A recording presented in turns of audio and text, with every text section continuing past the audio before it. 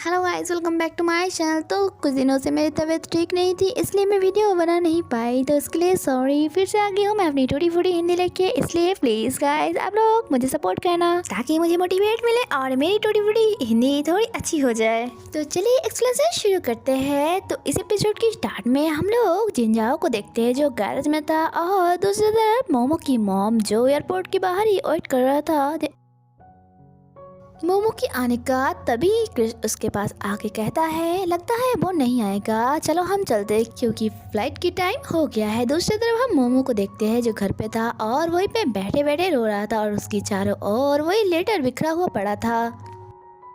तभी यह जिंग आ जाती है और उसे पूछती है सिस्टर तुम रो क्यों रही हो। मोमो ने पूछा तुम क्या जानते हो जिंजाओ कहाँ है। वो कहती है हाँ और उसे ड्राइंग बना के देता है। इसके बाद मोमो गैरेज में आ जाता है। जिंजाओ उसे देख के पूछती है तुम गई नहीं। मोमो ने कहा नहीं क्योंकि मुझे तुम्हें कुछ बताना था। और रात की 12 बज गया होता है और मोमो उसे हैप्पी बर्थडे विश करता है और उसने भी उसे हैप्पी बर्थडे बोला।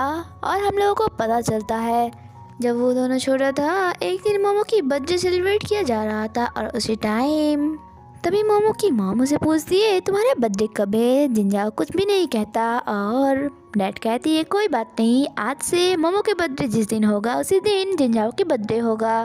मतलब इसीलिए दोनों की बर्थडे सेम डेट में है। प्रेजेंट टाइम में मोमो रो रहा था और जिंजाओ मोमो से पूछा तुमने कुछ खाया। उसने कहा नहीं।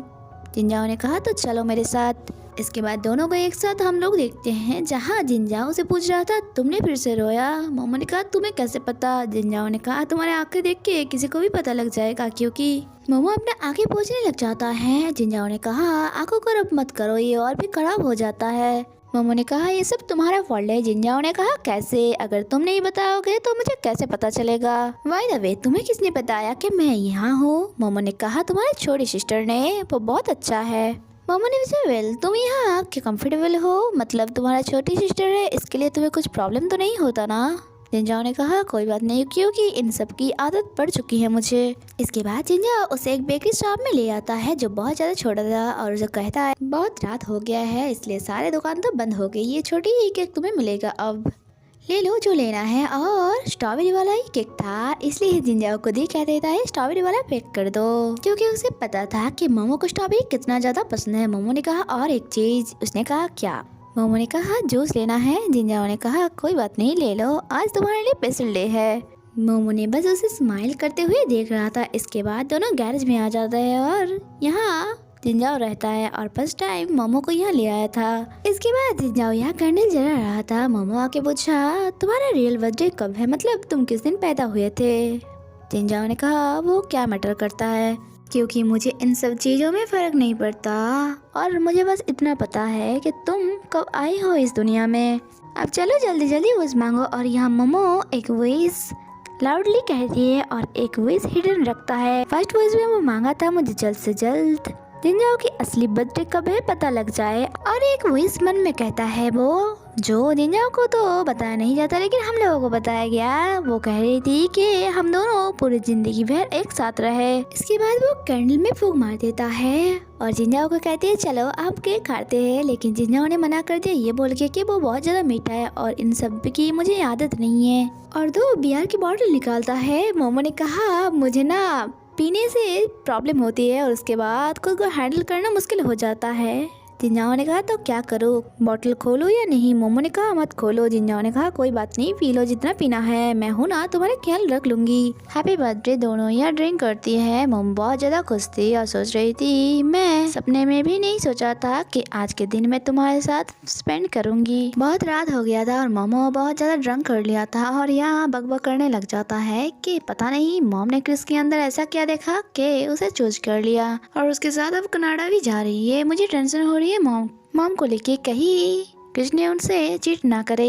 तुम्हें क्या लगता है। जिंजाओ ने कहा तुम्हारे मॉम ऐसी नहीं है जो जल्दी से सेट हो जाए। तुम्हारे फादर से डिवोर्स हुए कितने दिन हो गए फिर भी उन्होंने किसी के साथ रिलेशन में नहीं किया और उन्होंने किसको चूज किया है, इसका मतलब उसके अंदर कुछ अच्छा देखा है उसने। और ये भी हो सकता है तुम्हारी माँ उसे पसंद करता है, इसलिए तुम्हें उनकी डिसीजन की रिस्पेक्ट करना चाहिए।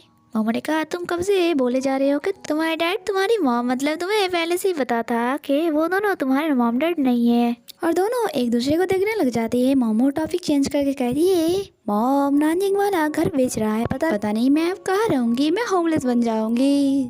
जो सुन के जिनजाओ स्माइल करता है। मोमो ने कहा, तुम हंस क्यों रही हो? मेरी किस्मत ही फूटी है, ना ही मेरे पापा मेरे को लेकर चिंता करती है और ना ही मेरी मॉम मुझे चाहती है, और एक भाई है जिसको मेरे को लेकर कुछ परवाह नहीं है। कोई मुझे प्यार नहीं करता, मेरा भाई भी नहीं।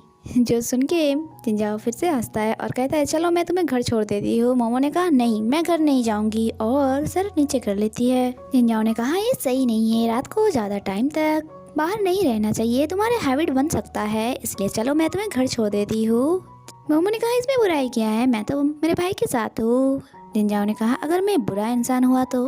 मोमो ने कहा, नहीं, क्योंकि तुम मेरे साथ अभी भी कुछ बुरा नहीं किया। जिनजाओ ने कहा, तुम घर की चाबी ले लाई हो ना? मोमो ने कहा, वाह क्या कोइंसिडेंट है, मैं चाबी तो नहीं ले आया। जिनजाओ अपने से की बाहर निकाल के कहती है, कोई बात नहीं, मेरे पास है, चलो घर चलते हैं। और यहीं पे एपिसोड खत्म होता है। आगे क्या होता है वो देखने के लिए स्टे कनेक्टेड। वीडियो अच्छी लगी तो लाइक एंड कमेंट कर देना। मिलते हैं नेक्स्ट एपिसोड में, बाय बाय।